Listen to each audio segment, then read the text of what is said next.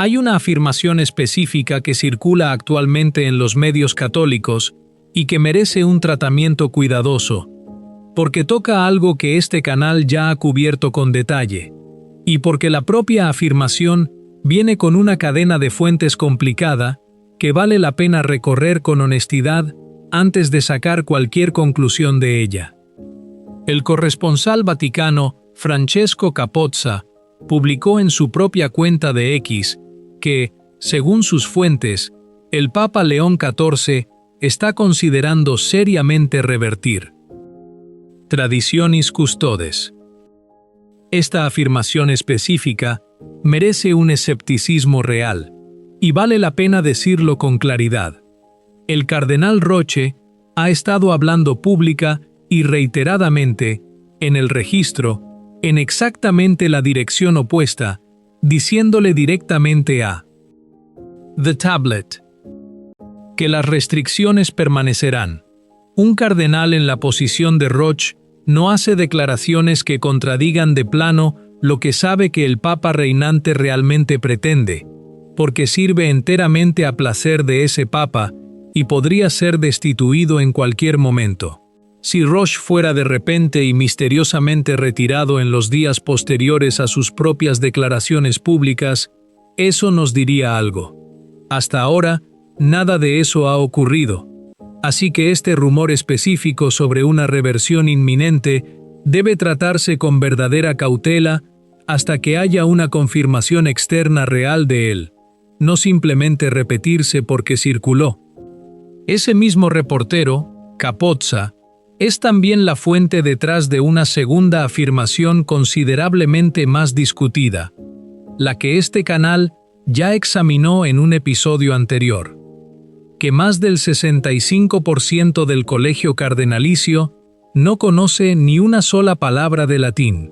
Como ya se señaló entonces, esta cifra no viene con ninguna documentación publicada, ninguna lista nominativa y ninguna metodología verificable, y debe tratarse como una afirmación seria, pero actualmente no confirmada más que como un hecho establecido. Pero el patrón subyacente hacia el que apunta vale la pena tomárselo en serio, independientemente del porcentaje exacto, porque la marginación del latín dentro de las propias estructuras de gobierno de la Iglesia está documentada mucho más allá de esta sola estadística no verificada. El latín ocupa un lugar específico y, según la tradición católica, teológicamente significativo dentro de la propia autocomprensión de la Iglesia. Junto con el griego y el hebreo, se considera una de las 3 lenguas sagradas, vinculada específicamente a la inscripción colocada sobre Cristo en la cruz, escrita en esas mismas 3 lenguas.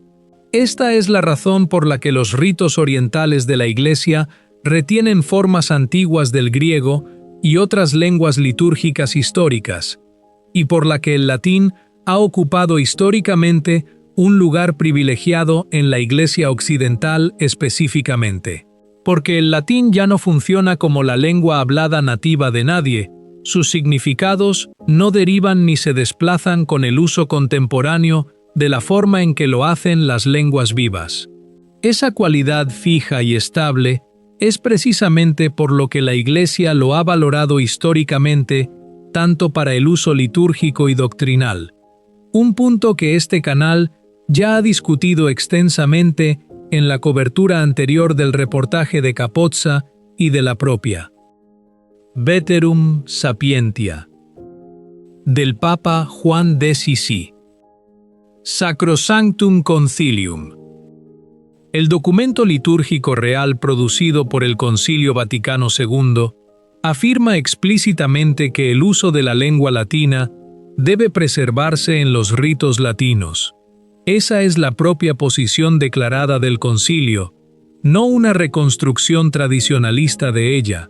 La brecha entre esa posición conciliar declarada y la realidad observable dentro de los seminarios y entre gran parte de la jerarquía actual es real, y vale la pena nombrarla con honestidad. Antes de aproximadamente mediados del siglo XX, la instrucción en latín era fundamental para la formación seminaria de una manera que desde entonces se ha erosionado sustancialmente en muchos lugares, hasta el punto de que, como este canal cubrió previamente, muchos seminaristas contemporáneos nunca llegan a leer un documento papal o conciliar en su lengua original a lo largo de toda su formación. Ahora, junto a la estadística del latín, hay una segunda historia separada que vale la pena abordar de forma directa, porque ilustra algo sobre cómo de rápido y cómo de uniformemente circulan ciertas narrativas dentro de los medios católicos conservadores. Y vale la pena nombrar ese patrón con honestidad más que pretender que no existe. Tras la entrevista de Roch en The Tablet, varios medios católicos tradicionalistas y conservadores publicaron piezas dentro de una ventana de tiempo muy corta entre sí, cada una caracterizando las declaraciones de Roch como de algún modo infundadas o ilegítimas. Integrity Magazine señaló específicamente este patrón, observando que estos medios parecían estar trabajando a partir de un conjunto compartido de puntos de discusión, trazando una comparación con cómo medios similares habían respondido previamente al unísono tras la consagración episcopal de 2022 del obispo Michael Mary Sim por los redentoristas transalpinos. Esa comparación específica vale la pena desentrañarla, porque el caso de los redentoristas transalpinos es genuinamente instructivo como estudio de caso de cómo de rápido puede desplazarse la relación de una comunidad con Roma. La comunidad comenzó como un grupo ampliamente simpático a las preocupaciones tradicionalistas de la fraternidad sacerdotal de San Pío X, mientras permanecía institucionalmente independiente. Bajo el Papa Francisco, se movió hacia la plena reconciliación con Roma, y luego, en un desplazamiento adicional y más dramático, se movió hacia el sedevacantismo, haciendo finalmente que su fundador fuera consagrado como obispo por un obispo sedevacantista. Esta distinción importa y merece declararse con verdadera precisión, porque colapsar a los sedevacantistas, a la fraternidad sacerdotal de San Pío X y a los católicos tradicionalistas convencionales, apegados a la misa antigua, en una sola categoría indiferenciada, lo que algunos en el liderazgo vaticano actual parecen hacer, es un error analítico genuino contra el que este canal ya ha reaccionado de forma directa en la cobertura anterior. Como se estableció en episodios anteriores sobre las consagraciones de la FSSPX y las distinciones canónicas en torno a ellas, la FSSPX reconoce explícita y reiteradamente al Papa como Papa, reza por él en cada misa, y ha rechazado formal y consistentemente el sedevacantismo, una posición que el propio arzobispo Lefebvre prohibió explícitamente a sus propios sacerdotes adoptar. Los sedevacantistas, por el contrario, sostienen que la sede de Pedro está actualmente vacante o ilegítimamente ocupada. Estas no son distinciones sin diferencia.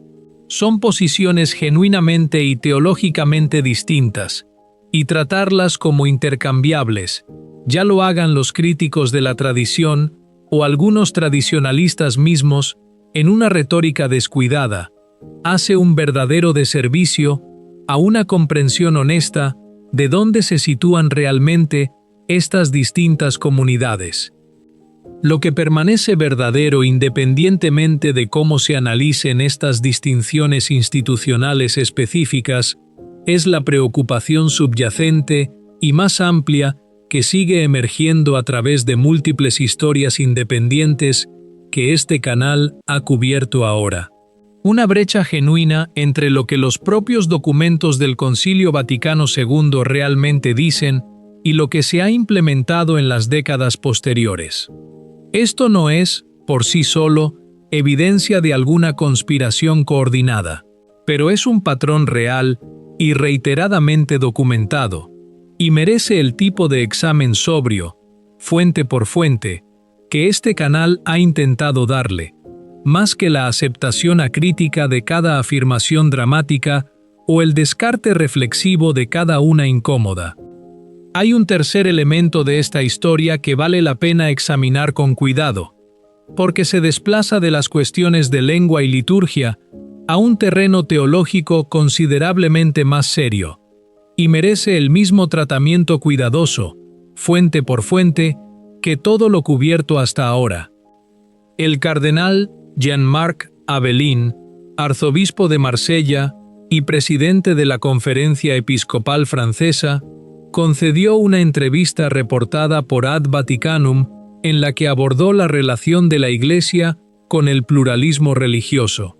Sus palabras reales, según se citan, merecen presentarse por completo antes de ofrecer cualquier análisis, porque la precisión importa enormemente en un tema tan trascendental.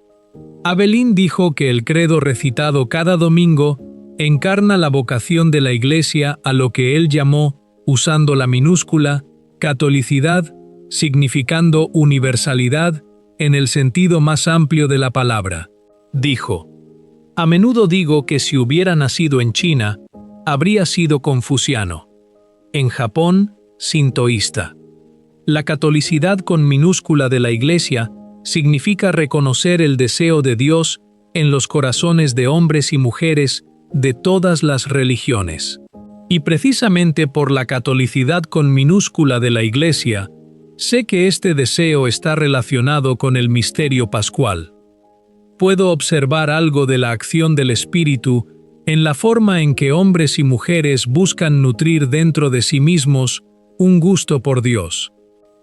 Más adelante en la misma entrevista, según el reportaje, Abelin citó la enseñanza del Concilio Vaticano II de que el Espíritu Santo ofrece a cada persona, en las propias palabras del concilio, la posibilidad de asociarse al misterio pascual de una manera conocida solo por Dios. Esta es, de hecho, una cita exacta de Gaudium et Spes. Párrafo 22. Un documento conciliar genuino, no algo que Abelin inventara por su propia autoridad. También reafirmó explícitamente que Cristo es el único Salvador del mundo, una declaración que necesita reportarse con exactitud más que desestimarse como mera cobertura obligatoria, porque es el ancla doctrinal real que sitúa junto a sus observaciones más amplias. Luego dijo que esta afirmación incluye, en sus palabras, a todos los creyentes de todas las religiones, incluso a aquellos que no creen, incluso a aquellos que no lo conocen. Aquí es donde la entrevista se vuelve genuinamente difícil de evaluar con justicia, y donde las distinciones teológicas cuidadosas importan considerablemente más que una caracterización acalorada.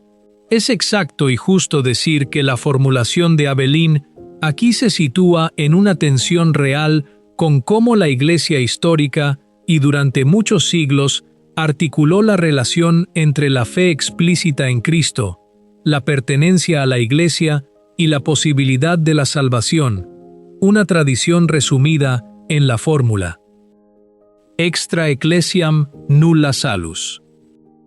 Fuera de la Iglesia no hay salvación, una fórmula que la Iglesia siempre ha emparejado con la enseñanza paralela de que Dios no está obligado por sus propios sacramentos y puede extender la salvación a través de medios conocidos solo por Él mismo, incluida a través de la ignorancia invencible, a aquellos que por ninguna culpa propia nunca han encontrado el Evangelio. Esa segunda mitad de la enseñanza, la cualificación sobre la ignorancia invencible y la gracia extraordinaria, es en sí misma antigua y no es una invención del Vaticano II.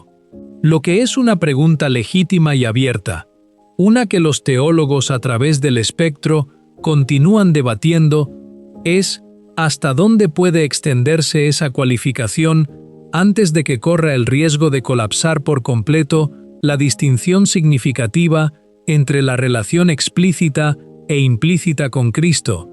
Y la frase específica de Abelin particularmente incluso a aquellos que no lo conocen, es el tipo de formulación sobre la que un teólogo serio, que trabaja desde el propio marco tradicional de la Iglesia, querría considerablemente más precisión antes de dejarla en pie sin cualificar. Vale la pena ser directo sobre dónde este reportaje cruza de la crítica teológica legítima a algo menos cuidadoso. Describir al cardenal Abelín como un apóstata es una acusación seria que este vídeo no adopta. La apostasía en la teología católica tiene un significado específico y técnico: la repudiación total de la fe cristiana por una persona bautizada, y aplicar esa etiqueta a un cardenal en ejercicio que ha, en la misma entrevista, afirmado explícitamente que Cristo es el único Salvador del mundo, no es algo que este canal esté en posición de afirmar como hecho establecido, por muy incómodo que su encuadre más amplio pueda resultar.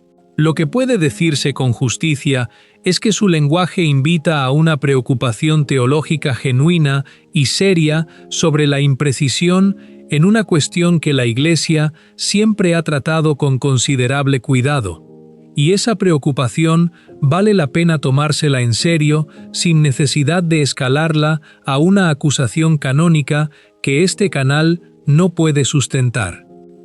La línea específica sobre que cada religión reclama legítimamente poseer la verdad, también atribuida a Abelín en esta misma entrevista, merece el mismo tratamiento cuidadoso.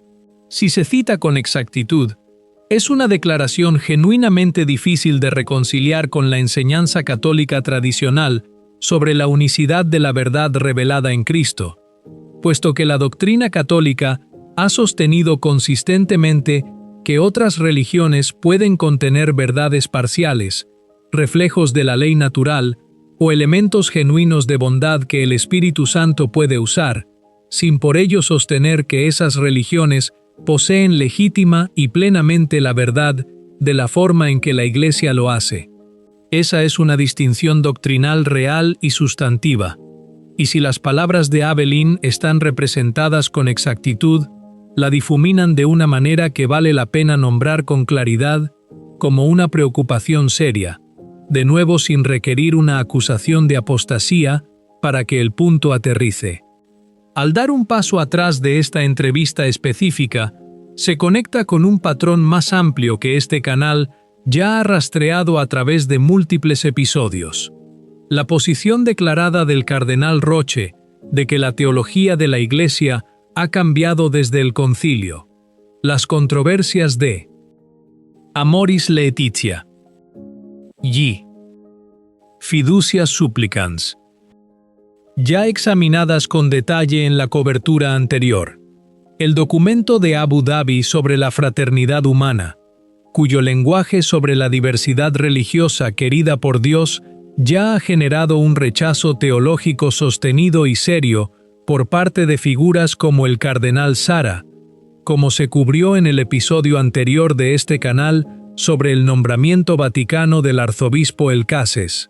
Ya sea que alguno de estos episodios individuales, examinado de forma aislada, constituya una ruptura doctrinal formal o no, el patrón acumulativo a través de todos ellos, examinado con honestidad y juntos, apunta hacia una deriva teológica real y sostenida precisamente en las cuestiones que tocan la unicidad de Cristo y la necesidad de la Iglesia para la salvación, una deriva que merece un escrutinio serio y sostenido por parte de teólogos competentes más que una celebración acrítica o una condena hiperbólica.